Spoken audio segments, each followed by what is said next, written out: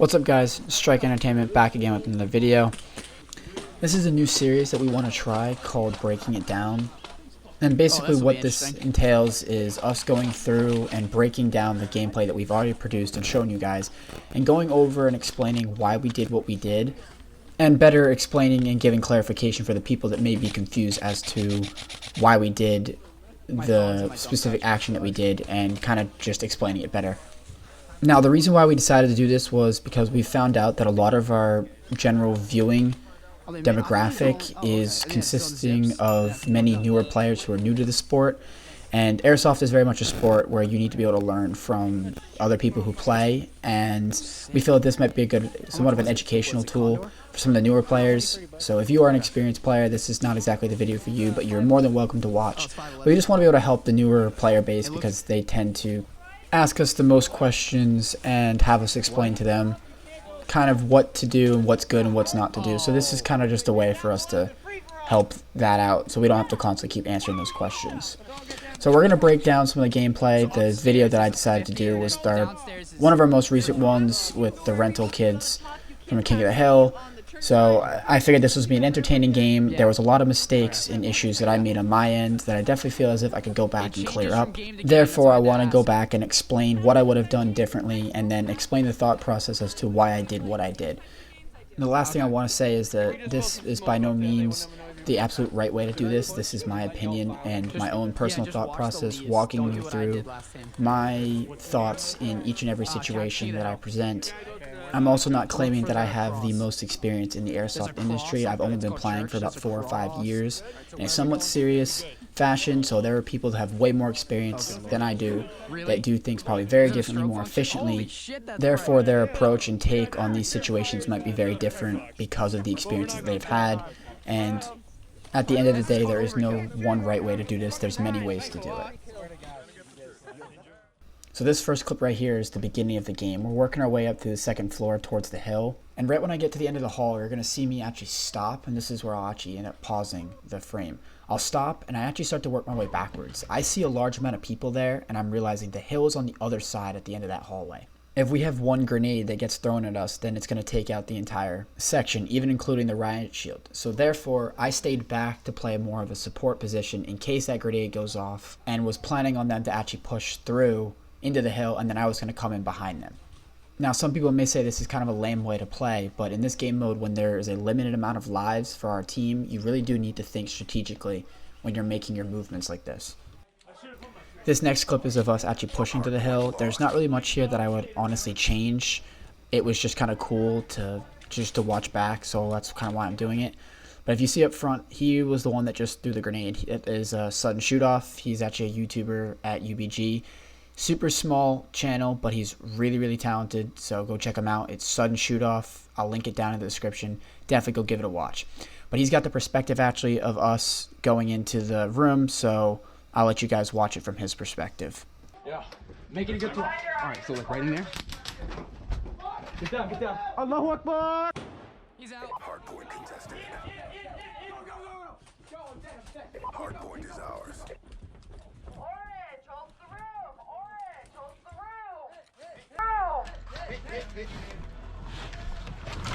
Yo, dead man walking out! Let him out! Let him out! Anthony, let him out! Let him out! Yo, dead man walking out!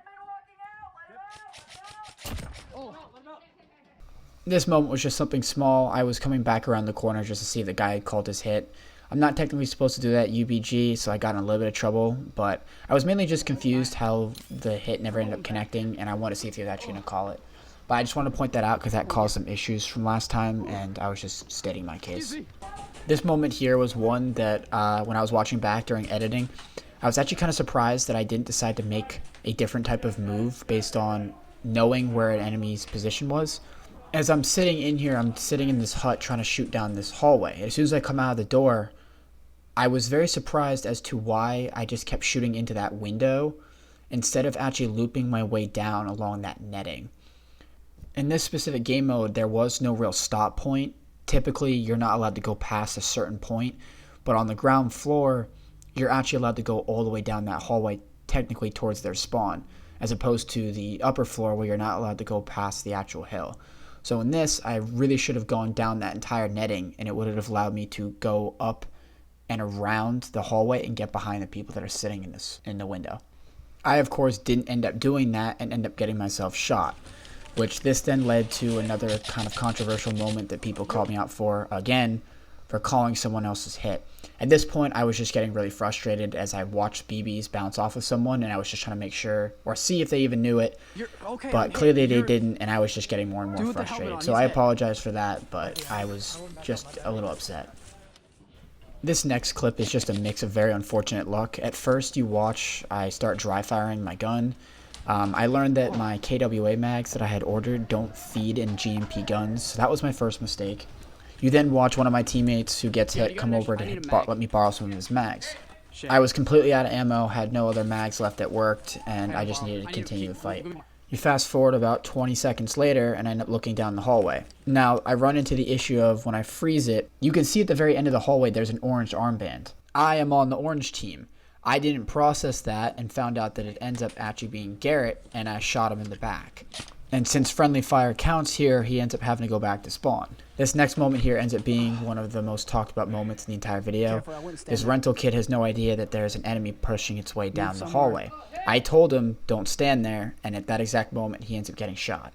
A lot of people ended up thinking that was funny, just the timing of it all. And even though it is funny, I still felt bad for the kid since he ended up getting shot in the neck.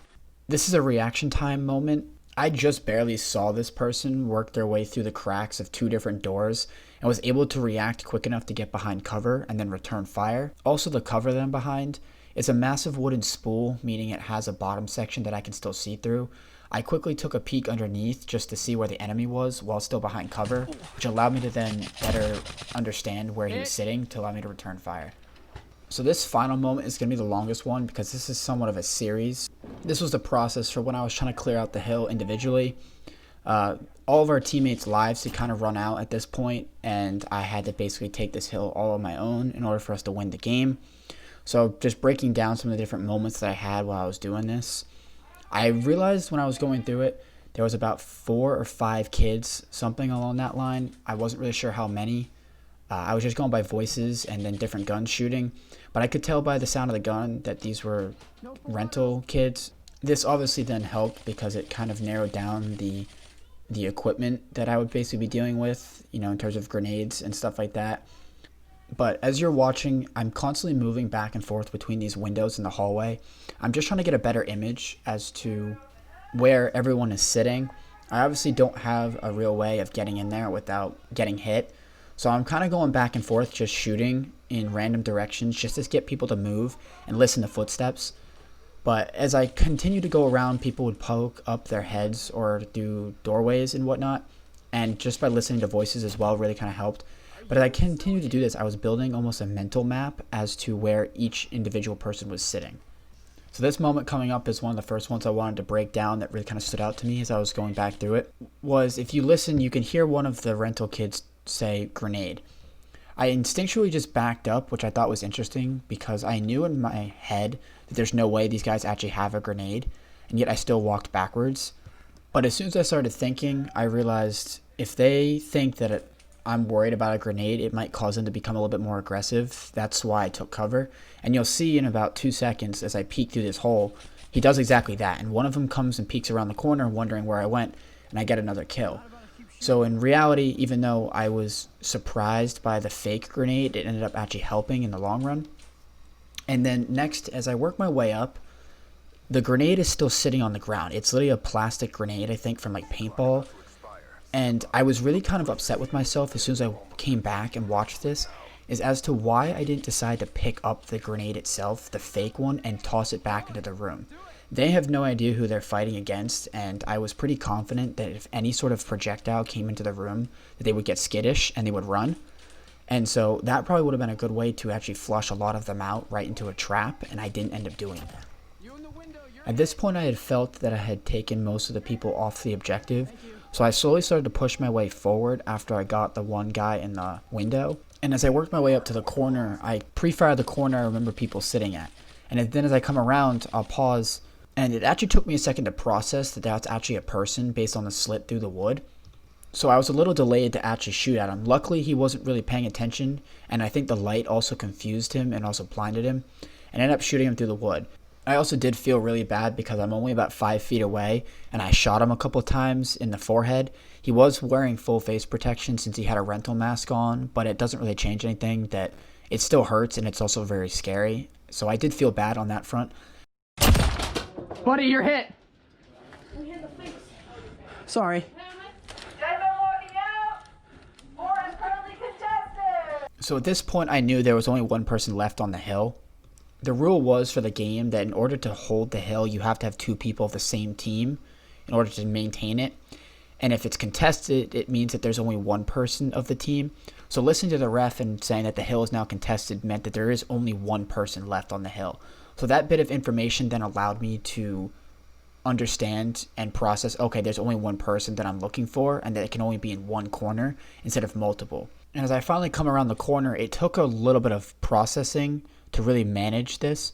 I had come around the corner really fast and wasn't clearly checking my corners, but I was able to do it enough to realize there's no one on the immediate corners, leaving it by process of elimination. There's only one person left in one corner, and that's kind of how I knew roughly where I was. I could have taken the corner a little bit better, but the time was also running out. It was really kind of hard to hear with the voiceover, but there was only about 15 seconds left, and I had to kind of push all the way in and not really go through the full steps, because if time had run out, then we were going to lose. So I just waited as a risk that I was willing to take at this point, and it kind of paid off as I was still able to clear off the entire hill. But what I didn't end up knowing was there was actual teammates of his coming around that corner to my right that ended up taking the hill as soon as I died, so we ended up technically losing the game. He also did shoot me a couple times in the left wrist, so that really did hurt, so I do give it to him. I ended up shooting him in the toe of his shoe, so he didn't really feel it, but the ref luckily was sitting right behind him and was able to see the BB bounce off. So it was no real confrontation. Luckily, there was no big deal, but we lost the game in the end, which is unfortunate, but I was able to take away learning lessons from all this, which is ultimately what I'm trying to do. I'm still trying to learn while I play. But other than that, that's really going to do it for this video. I hope you guys enjoyed. Leave a like on this video if you guys enjoyed. It really helps us out. But other than that, we're going to see you guys in the next one. See ya.